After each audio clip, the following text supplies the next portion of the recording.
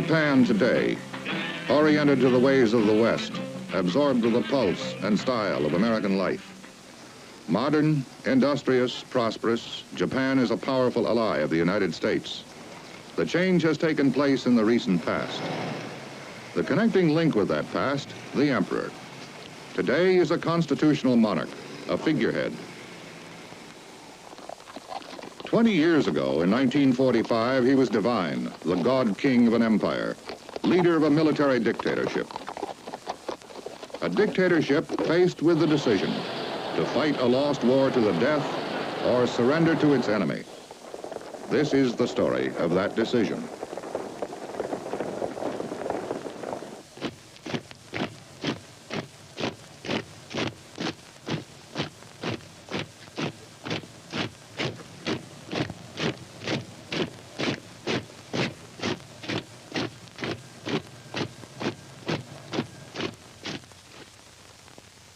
In the spring of 1945, the Second World War was in its final stage. In the Pacific, the Japanese war machine had been smashed. Only Okinawa remained as the last obstacle to an Allied ground assault on the Japanese homeland. In the air war, Japan was helpless to defend herself. Yet, facing total destruction, Japan fought on. Why did the Japanese continue a hopeless war? The answer, in part, lies in the interpretation of two words: unconditional surrender. What did the Allies mean by unconditional surrender? What did Japan understand it to mean? This report deals with the answers to those questions in the final months of the Second World War.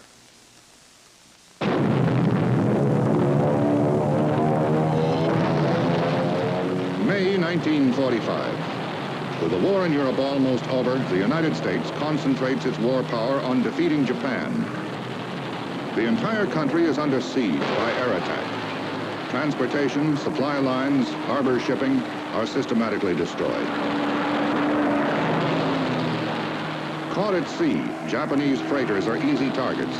Unprotected, few escape being sunk. The Japanese Air Force, grounded for lack of fuel, is all but wiped out.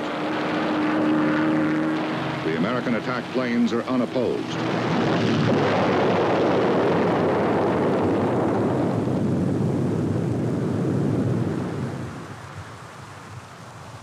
The American Navy controls the seas. The home islands of Japan are blockaded, completely cut off from their armies in the Pacific.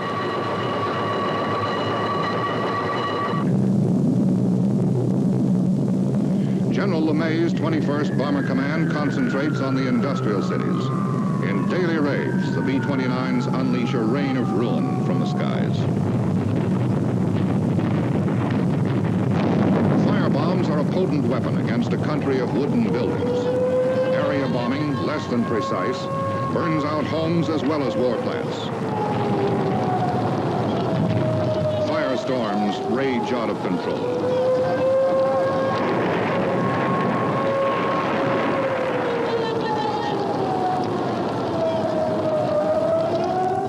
The population is thrown into a panic. 1 million people are left homeless. Thousands are wounded and dying. Every day, the death toll mounts. The survivors flee into the countryside as their cities are turned into rubble. The Japanese government realizes the country is threatened with total destruction. The situation is growing critical. The government faces the problem: how to bring an end to the war. The emperor, god-king, austere, remote. He's the symbol of the centuries-old spiritual and military traditions of Japan. On both sides of the world, his fate becomes a key issue in ending the war. Marquis Koichi Kido, the emperor's closest advisor, a leader of the peace party, he seeks an end to the war.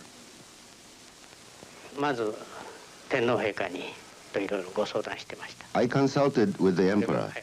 I thought we must do everything possible to bring the war to an end. I had a plan for ending the war.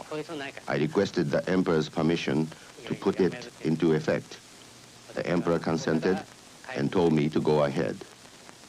War Minister Anami opposes any peace plan. He is backed by the military. They want to continue the war. The military is determined to fight to the death. Their plans are carried out by the kamikaze pilots. Sworn to give their lives for the emperor and the honor of the nation, they carry on the only air war left to Japan.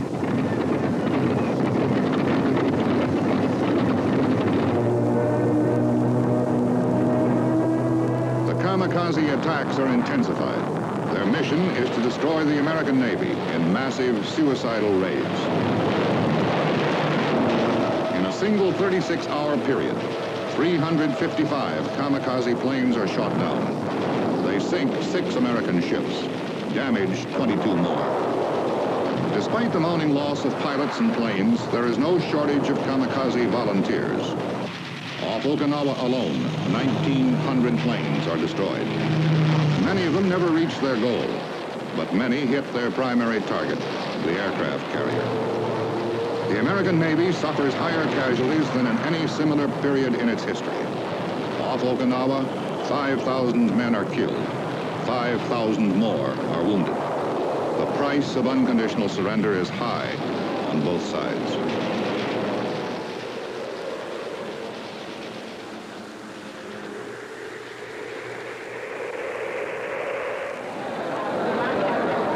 After 3 bitter years of war, the United States maps plans for a full-scale invasion of the Japanese homeland.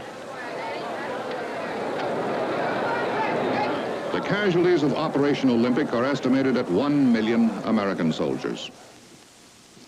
The responsibility for this invasion weighs heavily on Harry S. Truman, the president for only 20 days. The bloody island fighting makes daily headlines. Thousands of casualties on the island of Okinawa. Is there a quicker way to end the war, to induce Japan to surrender without an invasion? John McCloy, the Assistant Secretary of War in 1945. Well, although there was considerable basis for the belief that the Japanese would fight till the bitter end, particularly after the very tenacious defense that they'd put up at Iwo Jima and also in Okinawa, that they might merely take the role of what some people considered to be Oriental fanaticism. It seemed to a number of us that they were, after all, human beings, and they would respond to the pressures of events and facts, and that the least we could do should be to present them with the opportunity of an honorable surrender. Surrender, to be sure, but an honorable one. The Pentagon, May 1st. American leaders meet to discuss the question of terms for Japan. Among those seeking an early end to the war are Acting Secretary of State Joseph Grew and Secretary of War Henry L. Stimson. The meeting is described by McGeorge Bundy, Stimson's biographer. At that meeting, the Secretary of the Navy, Mr. Forrestal, posed the question of just what we did want to do in pressing the war against Japan. How far did we want to go? How much of a victory did we want? So forth. The cardinal point of issue was probably, should we treat Japan as a country with a viable economy after the war? Of course, immediately the thought of the Mikado's position came up. Mr. Grew, former ambassador to Japan, had been talking about this as a sort of a good opening gambit to play. Out of this meeting on the 1st of May, there came a proposal to Mr. Truman that there would be a future for Japan after unconditional surrender. May 8th, the war in Europe ends. The president agrees with his advisors to assure Japan of a future, to induce a surrender before an invasion. Just what does the unconditional surrender of the armed forces mean for the Japanese people? It means the end of the war. It means the termination of the influence of the military leaders who have brought Japan to the brink of disaster. It means provision for the return of soldiers and sailors to their families, their farms, and their jobs. It means an end to present-day agony and suffering of the Japanese in the vain hope of victory. Unconditional surrender does not mean the extermination or enslavement of the Japanese people. Let's remember Pearl Harbor as we go to meet The president says nothing about the emperor. He can only hint at terms. 3 years of anti-Japanese propaganda at home have made the American people resolute. They're in no mood to compromise with the enemy. In Japan, the president's speech is called propaganda. They want a clear-cut assurance to keep the emperor.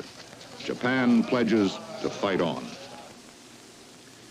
In Washington, Stimson and Grew renew their efforts to induce a Japanese surrender.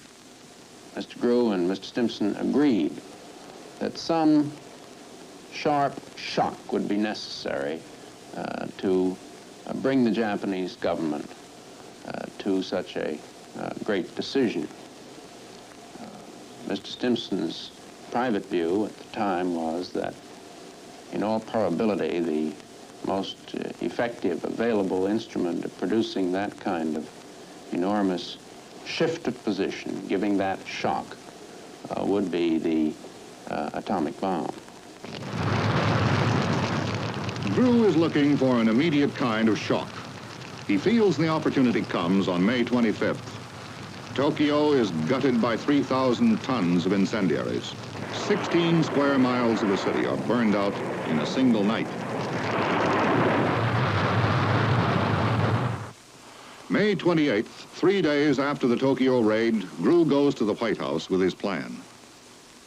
Grew's associate, Far Eastern expert in the State Department, Eugene Duman. The president said that his thoughts had been running along similar lines, namely that it was time to disclose our policies towards Japan after its surrender, and secondly, that he thought the emperor and the monarchy should be retained. He said he was perfectly willing to publish the paper on Decoration Day, but that he wanted first to have the paper submitted to the armed forces to obtain their agreement. At the Pentagon the next day, May 29th, Grew submits his plan to Marshall and Stimson. Mr. Stimson describes what he said in his diary. I told him that I was inclined to agree with giving the Japanese a modification of the unconditional surrender formula and some opportunity to induce them to practically make an unconditional surrender without the use of those words. I told him that I thought the timing was an urgent problem and that this was not the time to do it. In the Pacific, the war goes on. On Okinawa, the fighting grows more intense. The gains of the American 10th Army are measured yard by yard. The campaign is the bloodiest in the entire Pacific War. American casualties mount to 39,000 men.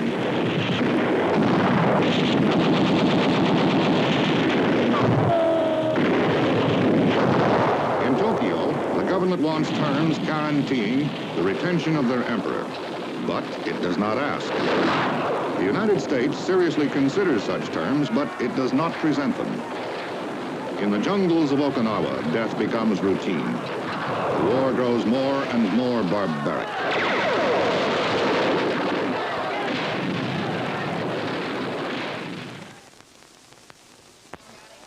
At the end of May, with the war over in Europe, Japan now stands alone against the Allies. The entire nation is in ruins. Thousands of families roam the countryside in search of food and shelter. Japan's need to arrange an honorable peace grows more urgent. Tokyo, June 12.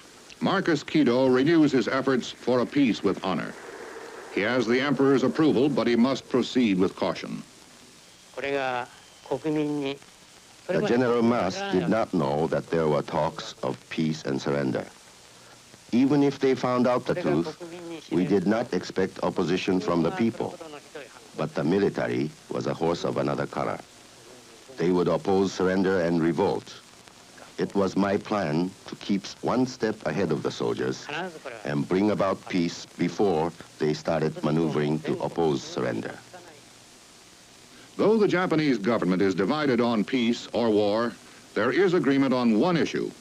There can be no honorable surrender unless the continuity of the throne is guaranteed. June 21st, Okinawa. The campaign reaches its climax with increasing ferocity. The American 10th Army pushes forward steadily across the island, driving the Japanese back to the sea. Despite losses of 100,000 dead, the Japanese fight from caves and trees with desperate determination. Finally, after 82 days, the Americans destroy the last elements of resistance. With the end of the campaign, the final assault on the Japanese homeland is now opened. On the day Okinawa falls, the Emperor throws his full support behind the peace efforts of Kido. On June 21, the Emperor told the Supreme War Council to negotiate. This was the first step I took toward bringing the war to an end. From here on, it was a responsibility of the cabinet. Despite the Emperor's order, War Minister Anami and the military tell the Japanese people, we will fight on to the end. July 2nd, Washington. With the Potsdam meeting of the Big Three approaching, Stimson now sees the president to press the case for inducing a surrender.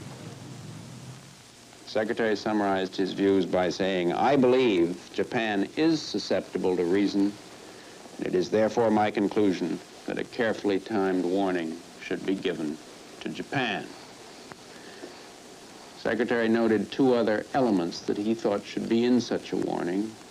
First, that it should disavow any intention to extirpate the Japanese as a race or destroy them as a nation. And he added,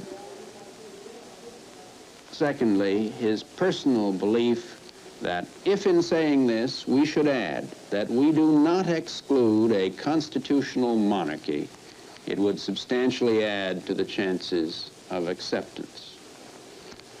This is another way of saying that we ought to offer the Japanese the hope that the Emperor could be retained. July 3rd, James F. Burns is sworn in as Secretary of State. He has not participated in the discussions on Japan. He now becomes the chief advisor to the president. He is concerned about the nation's bitter feelings against the Emperor. The Mikado issue, Mr. Burns felt might be a rather political issue, and they tended to postpone the determination of it, and time went by until Potsdam came along. July 6th, Burns joins the president on the voyage to the Potsdam Conference. The issue of the Emperor is unresolved. In Japan, the bombing continues unabated, unopposed. The gutted cities are relentlessly pounded day after day. The Japanese military finally respond to the Emperor's wish to find a way to end the war. For practical reasons, their plan involves the Soviet Union. We feared the Soviet Union might invade Manchuria, and it was agreed that Japan would do her best to keep on good terms with the Soviet Union. That is why the army insisted on asking the Soviet Union to mediate the peace. Foreign Minister Molotov is informed of Japan's desire to arrange peace. On Stalin's orders, he avoids seeing the Japanese ambassador. He leaves hurriedly for Potsdam. July 15th, the president arrives at Potsdam. It is his first meeting of the Big Three. He is untested in the world arena, concerned with the problems he faces. Stimson comes to the Big Three meeting. He has been invited at the last minute at his own request. Immediately, he gets important news. First, he heard of the efforts which the Japanese ambassador Sato in Moscow had been making to put out feelers for mediation by the Soviet Union between the United States and Japan. And then he heard about the success of the nuclear test at Alamogordo. These two facts led him to think that it was now urgent to deliver a warning to the Japanese to convince them that surrender was now both necessary and desirable. He raised this question with the Secretary of State, Mr. Burns. Mr. Burns told him that he thought that this was not, for various reasons, the right time for a warning, indicated that the President shared this judgment, but Mr. Stimson felt so strongly about the matter that he took it to the President himself. But Mr. Truman confirmed what Mr. Burns had earlier said, that because of the earlier positions taken by and within the U.S. government, it was not wise to make an explicit indication to this effect, and that this decision was firm. Stalin and Truman meet. The President now hopes the atomic bomb will force a Japanese surrender before the Russians enter the war. Stalin wants peace delayed until Russia is able to enter the war. They talk guardedly. Charles E. Bolin, assistant to the Secretary of State, interprets. Stalin handed him across the table a paper saying that they had just received this communication from the Japanese, which suggested that a mission headed by Prince Konoye should come to Moscow on its way apparently to Berlin. And while it didn't state so directly, it was obvious that the purpose of this mission was to try and bring about an end to the war, including the war in the Pacific. And Stalin asked the President how he wished this thing to be answered. And they discussed the thing back and forth for a while, and then Stalin suggested that one way of answering it would be to say that the purpose of the mission was too vague, in other words, to sort of lull them to sleep, and the President agreed this would be a good method, and this, I think, was what was done. Both men are satisfied. Stalin feels there will now be time for Russia to enter the war. Truman feels he can now issue the ultimatum to Japan and use the bomb if necessary to end the war before the Soviets can come in. July 26th, with the concurrence of Britain and China, the President issues the Potsdam Declaration, calling on Japan to surrender or be destroyed. It contains no mention of the Emperor. The very purpose of it was to assure them that they would have the decision, and at the same time not start a controversy among ourselves about the position of the Emperor. In Tokyo, the cabinet gathers to debate the Potsdam Ultimatum in emergency session. The Peace Party and the War Party oppose acceptance for different reasons.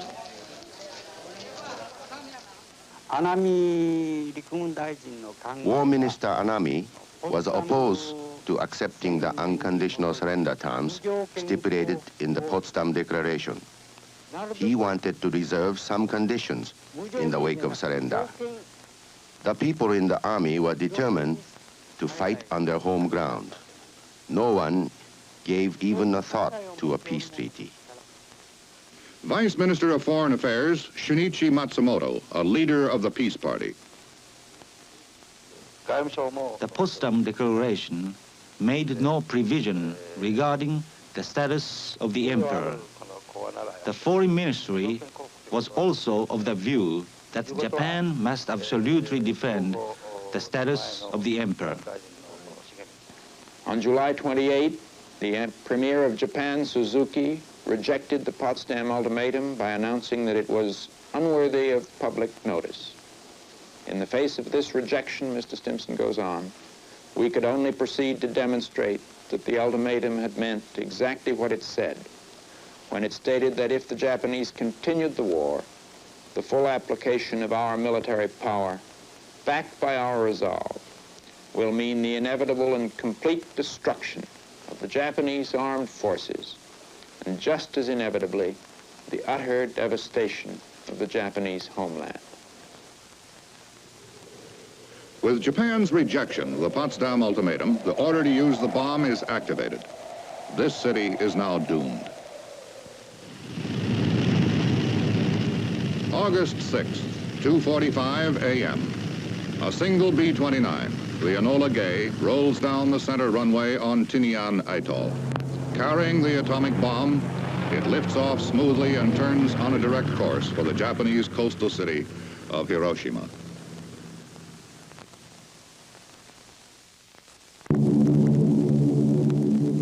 August 6th, 8:15 a.m. The first atomic bomb used in warfare explodes over the Japanese city of Hiroshima. We had no idea what the magnitude of the yield was at the time, and then we were waiting to see what would happen to us and the aircraft when the blast wave hit us. I might describe it as being very much like if you've ever sat in an ash can and had somebody hit it with a ball bat. This is sort of the thump that we got. We then waited a minute or two, and we made a turn back towards Hiroshima, at which time we got a good look at what damage had been done. And this is the point where, speaking personally, it was impossible for me to comprehend the severity of the damage, because I don't believe anyone ever expected to look at a site quite like that, where we had seen a clear city 2 minutes before. We now no longer could see the city. If you look down at the city of Hiroshima, it was all covered with thick black smoke, dust, dirt, and it looked just like, if you want to describe it as something you're familiar with, a pot of boiling black oil. Returning from Potsdam, the president receives the news on board the Augusta in the Atlantic. The city of Hiroshima is destroyed. More than 70,000 people are killed. The entire population is homeless. All communication lines are down. The city is isolated. In Tokyo, the government does not know what has happened. The first news of the nature of the attack comes in a statement by the president. A short time ago, an American airplane dropped one bomb on Hiroshima and destroyed its usefulness to the enemy. That bomb has more power than 20,000 tons of TNT. It is an atomic bomb. It is a harnessing of the basic power of the universe. The force from which the sun draws its power has been loosed against those who brought war to the Far East. In Tokyo, the newspapers report only that Hiroshima has been attacked by a new type bomb. There are no details. The government is skeptical of the statement by the president. President Truman first mentioned that it was an atomic bomb, but we didn't believe what he said. We thought we should thoroughly investigate. On the following day, August 7, General Arisuye of Japanese intelligence headed an investigating team, including the nuclear physicist Dr. Nishina, and flew to Hiroshima to investigate. When the plane flew over Hiroshima, there was but one dead tree, and it looked like a great crow. There was nothing there but for that dead tree. That is when I realized how horrible it had been. As we landed at the airport, the grass was red as if it had been toasted. We went to a place like an air raid shelter. There was a piece of wood. It was burned red on the exposed side. The other side was intact. I couldn't understand the whole thing, but Dr. Nishina, the nuclear physicist, said it's the atomic bomb. On August 7th, the president and Secretary Burns return home from Potsdam. In Washington, they wait for news from Tokyo. They do not know the Japanese government has not heard officially that Hiroshima was destroyed by an atomic bomb. We were hoping that the first bomb would bring to their senses the members of the war party who were in control, and hoping hour after hour that we would hear that they had surrendered. But as the time went by, when it would have been possible for us to have stopped the dropping of the second bomb, there was no evidence that the peacefully inclined people in the Japanese government could influence the action of the government. It seemed to us imperative that we stand up to our promise to continue to bring to them the realization of that we meant what we said. The President has already ordered General Spaatz to continue operations as planned. August 8th, Tinian Atoll. Preparations for the second bomb are underway. The mission is scheduled for August 9th. In Tokyo, 2 days after Hiroshima is destroyed, the government still awaits news from the investigating team. It was the evening of August 8th that Dr. Nishina reported to us in Tokyo that it was an atomic bomb. I reported it to the Prime Minister. The Prime Minister then proposed to hold a cabinet meeting the following day at 10 a.m. to formally discuss the matter of ending the war. The Kremlin, 6 p.m., August 8th. Japanese Ambassador Sato is called to a meeting with Molotov. He is still hoping the Russians will agree to mediate the peace. I was ushered into Molotov's study. As soon as I entered, I greeted him in the Russian language, as Molotov did not know any other language but his mother tongue. He waved his hands to stop me talking. Then he said there was an important communique that he had to deliver to me, and he read out a written proclamation stating that the Soviet Union declared she would enter into a state of war with Japan at midnight on August 8. Dawn, August 9th. Red Army tanks swarm across the Manchurian border in a full-scale offensive against Japan's depleted Kwangtung Army. As the Russian guns open up, the Soviet Union becomes a full partner to the Potsdam Declaration and the unconditional surrender of Japan.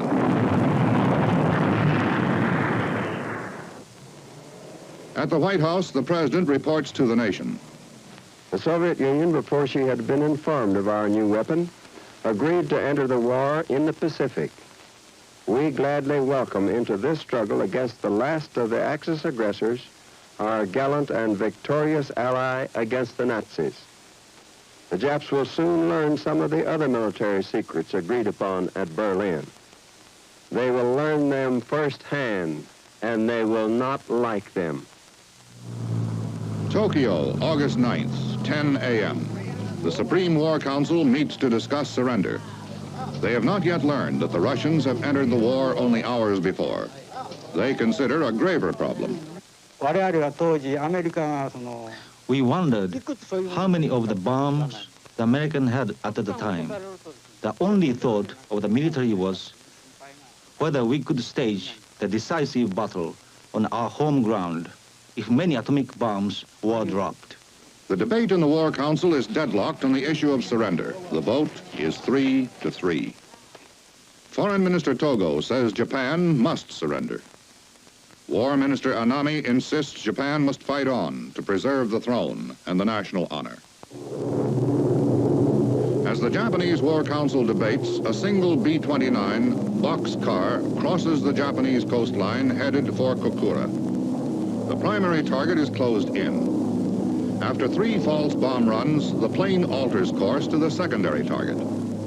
At 11 a.m. over the target, the bombardier finds a hole in the clouds and makes his bomb drop.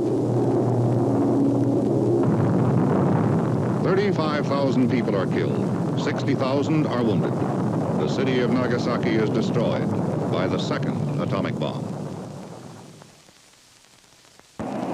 August 9th. The war goes on with conventional weapons. Flying off the Japanese coast, Admiral Halsey's carrier task force shells the industrial city of Kamaishi.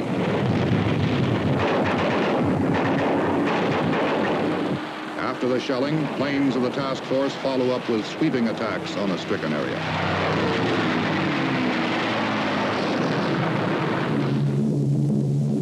General LeMay's bombers continue their regular fire rate attacks. The Air Force is hard-pressed for targets that have not been totally wiped out.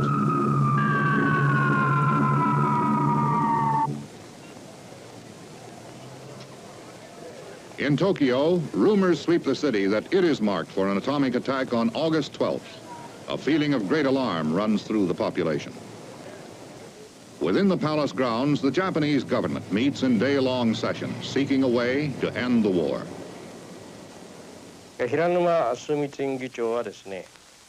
At the meeting, Foreign Minister Togo clearly stated that there was no alternative other than to accept the Potsdam Declaration. War Minister Anami opposed this proposal. He was positively opposed to ending the war. He said that a final battle must be fought on the land of Japan. I think that those in a responsible post of the imperial headquarters believed it impossible to continue the war after the A-bomb attacks. But there was no one who had the nerve to say openly that it was useless to attempt a final battle on the mainland because of the bomb. In Washington, the government waits all day for word from Japan that she will surrender. It does not come. Tokyo is again struck with firebombs by hundreds of B-29s. The city burns through the night. The Japanese government faces a crisis. The decision can no longer be delayed. A meeting was held with the emperor in the air raid shelter in the palace a little before midnight. The cabinet remained deadlocked 3-3. It was about 2 o'clock in the morning when the prime minister stood up and said, "We have failed to reach a conclusion. Therefore, I propose to ask the emperor for his decision." He proceeded to the emperor and begged him to release his opinion. The emperor said that he wanted the war ended immediately. He asked the cabinet to end the war and save as many people as possible. All of us listened to the emperor's decision with sobs. The emperor, too, wiped his cheeks many times with his hands in white gloves. It was recognized that the Japan Emperor's supreme right to rule must be maintained. The Foreign Ministry made it clear that the Potsdam Declaration was to be accepted without jeopardizing the Emperor's authority. Our offer to surrender was drafted in accordance with this policy. The Japanese offer is sent to neutral Switzerland and beamed to the States by radio. Monitored in the Pacific, it is flashed to Washington.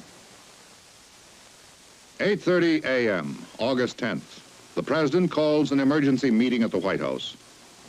Mr. Stimson's diary says simply that today was momentous. He went at once to the White House, where the President, the Secretary of State, Secretary of the Navy, and others were gathered, and there was a discussion of the proper response to a publicly broadcast indication from Japan. The President, in particular, asked the Secretary of War for his opinion on the question of keeping the emperor. As the diary says, during 3 years of a bitter war, there have been bitter statements made about the emperor, and now they come to plague us. Mr. Simpson told me that he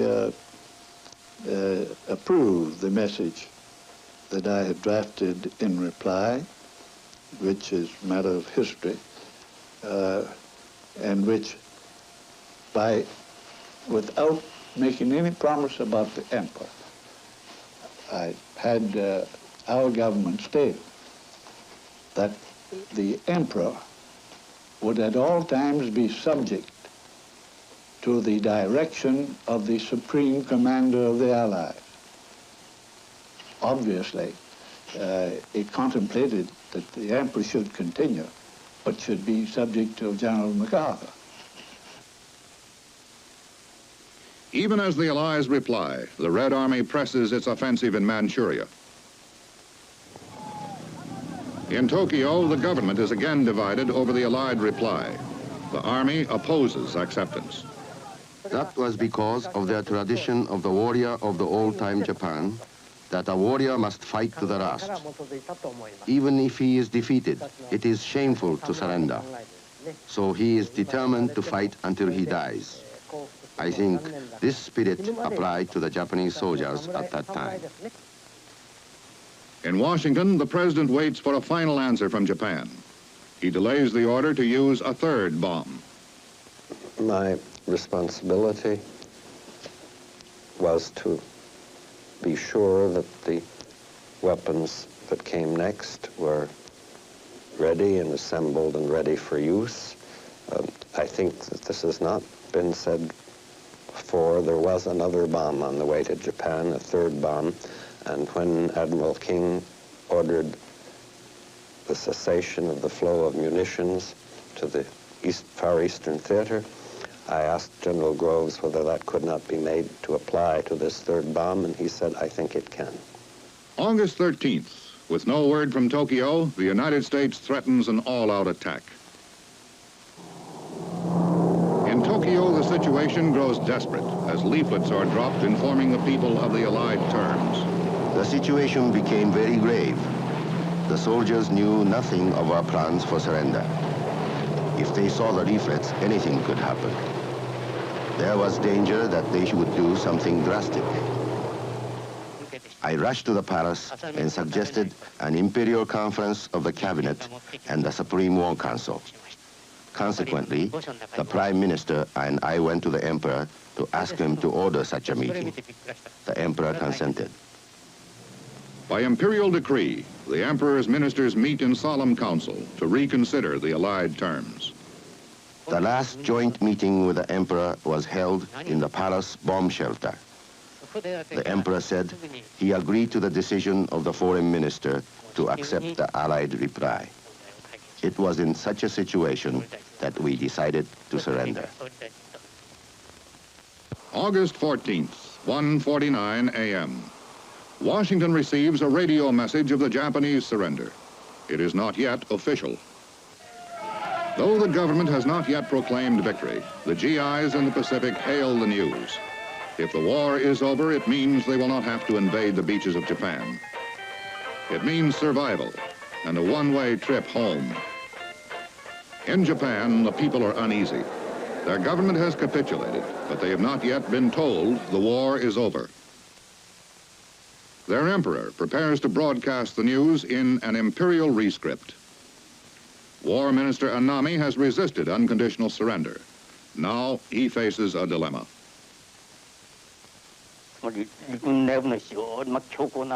General Anami thought that he had to suppress the hot-blooded group within the army who would not hesitate to stage a coup.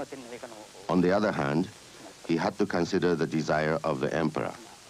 He was especially worried about the field-grade officers of the army and Deputy Chief Onishi of the naval staff.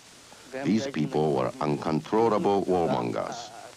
War Minister Anami came to me in the palace early in the morning and asked me to reconsider the matter of surrender. He told me he wanted one more chance to win the war. He probably was forced to come to me with such a proposition. I explained to him that we could not ask the emperor to change his order again. Such a thing would make the emperor appear the fool. I told him I understand his position, but I had to refuse his request. Anami then told me he also understands my position. We shook hands and he left. General Anami returned to Imperial headquarters and held a meeting with the chief of the general staff. They agreed to abide by the emperor's sacred decision. After the meeting, General Anami formally dressed himself with a saber and white gloves and paid a call on Prime Minister Suzuki. He apologized for the outcome of the war. That night, General Anami went to bed early. At about midnight, he was visited by officers who were on their way to attack the Imperial Palace. When I went to the general's home about 1 a.m., he was dressed in a clean shirt, decked with a single medal. I returned home after a short visit, but was soon informed that General Anami had committed suicide. When I rushed to his home, I saw General Anami in a formal sitting position, slumped forward in a pool of blood with his head toward the direction of the Imperial Palace. On his left side was a blood-stained will. That was the last of the General Anami.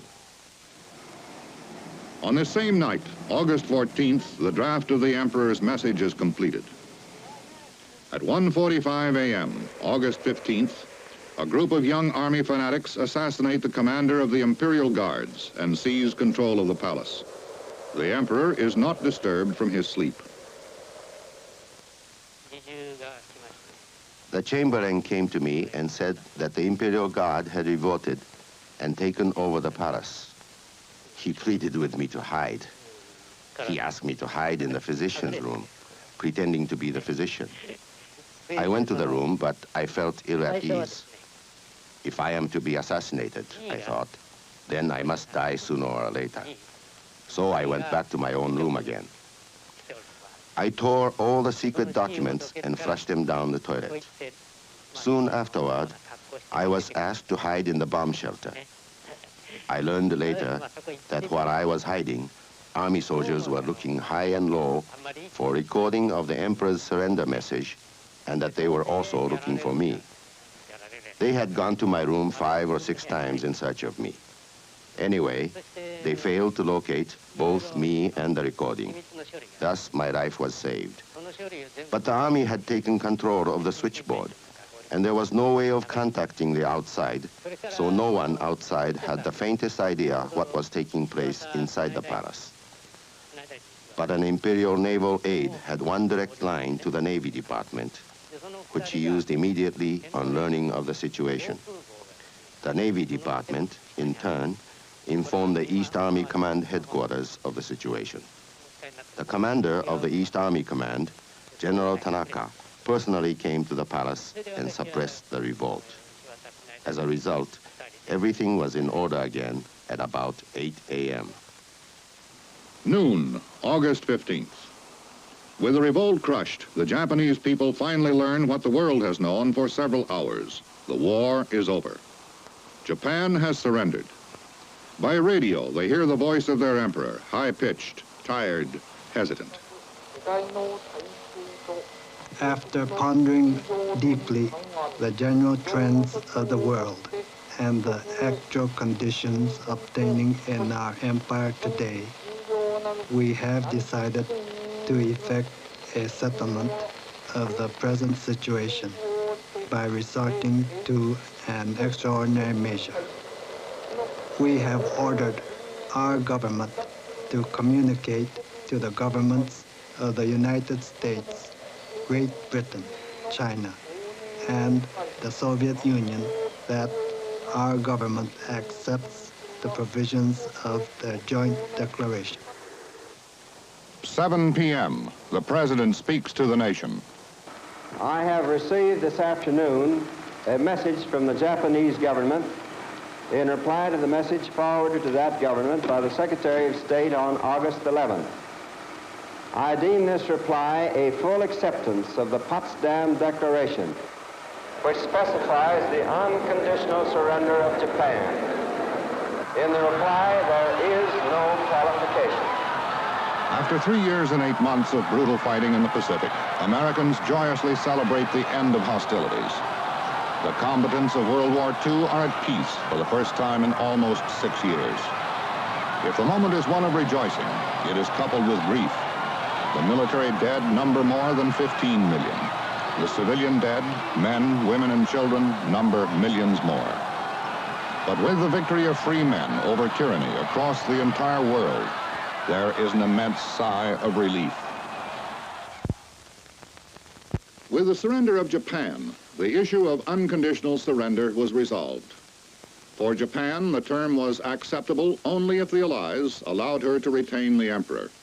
When the Allies agreed to this condition, Japan capitulated. Yet no one was certain the Japanese military would cease fighting. As a result, the United States kept active its plans for the November invasion of Japan until September 2nd, 1945. On that day, aboard the battleship Missouri in Tokyo Bay, General MacArthur watched the Japanese foreign minister put his signature to the surrender documents. MacArthur then signed on behalf of the Allies, and the Second World War was over.